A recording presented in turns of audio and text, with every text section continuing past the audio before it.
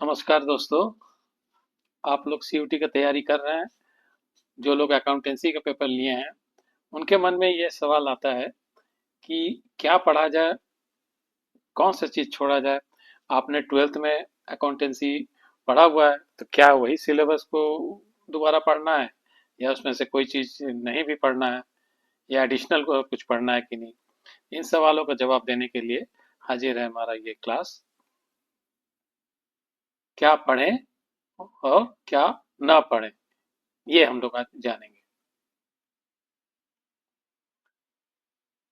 इसके लिए हम लोग आज स्टडी करेंगे सीयूटी का जो सिलेबस है उसमें सीबीएसई का जो आपने पढ़ा है क्लास ट्वेल्थ में, उन दोनों को आज हम लोग कंपेयर करेंगे और देखेंगे उनमें से कौन से चीज को आप छोड़ सकते हैं या एडिशनल और कुछ पढ़ना है या नहीं। तो चलिए हम लोग शुरू करते हैं क्लास।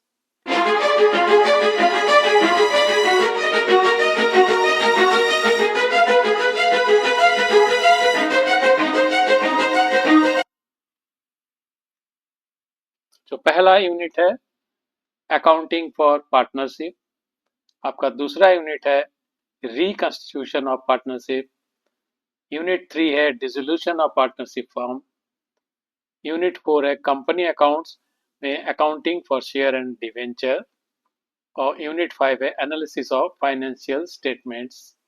इसमें ये चॉइस है कंप्यूटराइज अकाउंटिंग सिस्टम, या तो आप एनालिसिस ऑफ फाइनेंशियल स्टेटमेंट करेंगे या कंप्यूटराइज अकाउंटिंग सिस्टम करेंगे, जैसा कि आपने ट्वेल्थ एग्जाम में किया था वैसा ही यहाँ भी आपको ये ऑप्शन मिलेगा। तो चलिए हम लोग देखते हैं और डिटेल। सबसे पहले यूनिट 1 को लिया जाए, अकाउंटिंग फॉर पार्टनरशिप।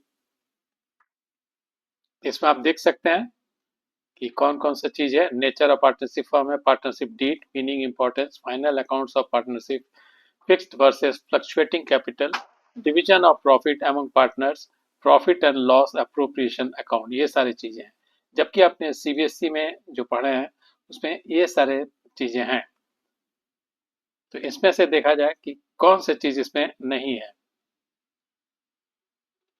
तो जो सबसे पहले नजर आ रहा है वो है गारंटी ऑफ प्रॉफिट्स। ये जो टॉपिक है गारंटी ऑफ प्रॉफिट्स, ये यहाँ पे नजर नहीं आ रहा, तो इसको हम लोग छोड़ सकते हैं। फिर ये पास्ट एडजस्टमेंट, ये भी यहाँ नहीं दिख रहा है, तो इसको भी आप छोड़ सकते हैं। इस पढ़ने की जरूरत नहीं है हमारे समझ से। इसके बाद आगे हम लोग देखते हैं,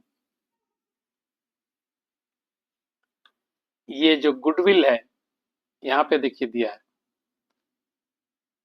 ये सारे चीज है nature, factors affecting and methods of valuation, average profit, super profit, multiplier and capitalisation methods. यहाँ अगर आप देखेंगे तो आपको मिलेगा meaning, nature, factors affecting and methods of valuation, average profit, super profit and capitalisation. तो अगर आप देखेंगे इसमें ये मल्टीप्लायर, ये जो है यहाँ एक्स्ट्रा आ रहा है, तो ये क्या है ये जानना है। क्या आपने इसको पढ़ा है या नहीं पढ़ा है, यहाँ तो नहीं नहीं दिख रहा है, तो ये क्या है ये भी जान लें। तो ये नया कुछ नहीं है। आपने वैल्यूएशन ऑफ गुडविल में जो मेथड्स पढ़े हैं, देखिए average profit method, super profit method और कैपिटलाइजेशन मेथड। उसमें एवरेज प्रॉफिट मेथड में ये सिंपल एवरेज प्रॉफिट मेथड और वेटेड एवरेज प्रॉफिट मेथड, और कैपिटलाइजेशन मेथड में आप capitalization of average profit method और capitalization of super profit method, ये सब आप लोग पढ़ चुके हैं। इनमें से ये जो मेथड है वेटेड जो एवरेज प्रॉफिट मेथड है, यही है मल्टीप्लायर। तो इसको आपको देखना है, ये अलग कुछ नहीं है, ये आपका वही वेटेड एवरेज प्रॉफिट मेथड है। इसको जान लीजिएगा, जैसे वो आपने किया है इसको पढ़ के आप समझ सकते हैं। और आगे हम लोग देखते हैं और क्या है। यहाँ अगर ये देखें, preparation of revaluation account and balance sheet,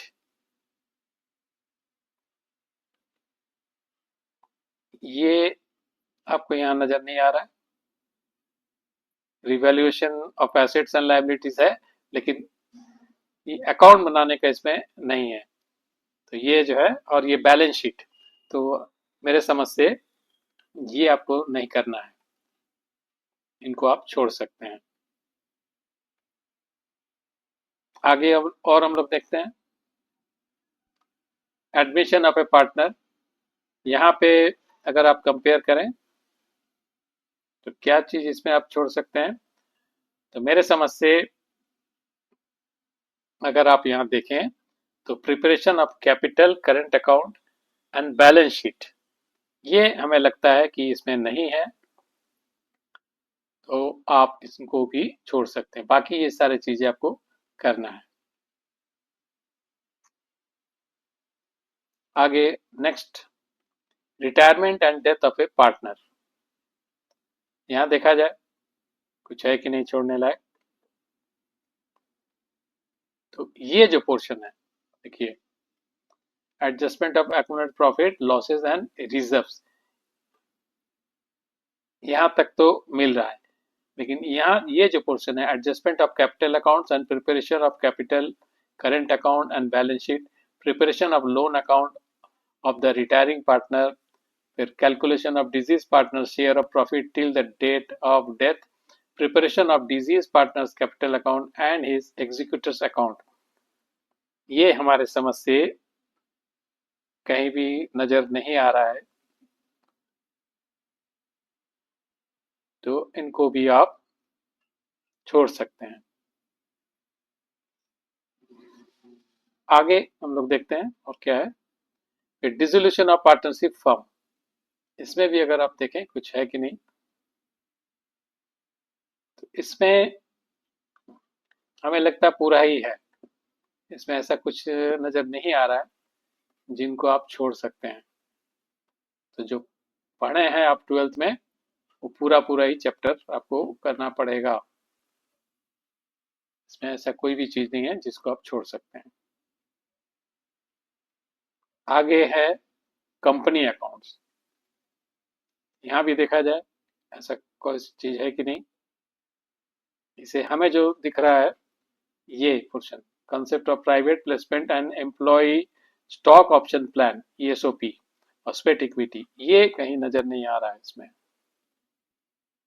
तो इनको आप हटा सकते हैं।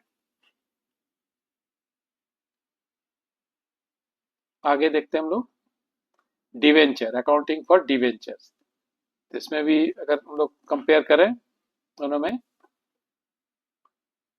तो जो हमें नजर आ रहा है ये पोर्शन पूरा, issue of debentures with terms of Redemption, यहाँ तक देखिए है। Issue of shares for consideration other than cash, यहाँ तक तो मिल रहा है। लेकिन ये पोर्शन जो नहीं, issue of debentures with terms of redemption, debentures as collateral security, concept interest on debentures, concept of TDS is excluded, writing of discount loss on issue of debentures, ये हमें नजर नहीं आ रहा है, तो इनको भी आप छोड़ सकते हैं।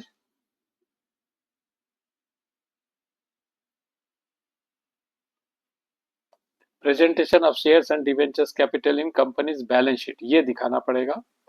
और इश्यू ऑफ डिवेंचर देखिए, at par, premium and discount, issue of debenture और कंसिडरेशन अदर देन कैश, यहाँ तक तो मिल रहा है।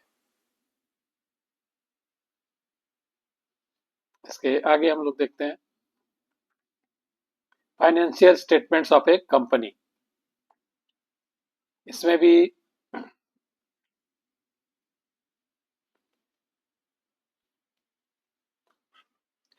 पूरा ही पढ़ना पड़ेगा, ऐसा कुछ भी नहीं है जिसको आपको छोड़ना है। फिर फाइनेंशियल स्टेटमेंट एनालिसिस, यहाँ भी आपको पूरा ही पढ़ना पड़ेगा, जो कुछ भी आपने 12th में पढ़ा है उसमें कुछ भी नहीं छोड़ना है।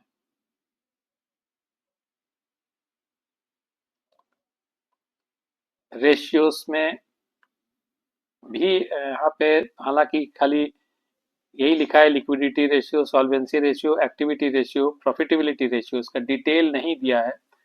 इसका मतलब है कि आपको पूरा ही पढ़ना चाहिए, उसमें कुछ भी छोड़ना नहीं चाहिए।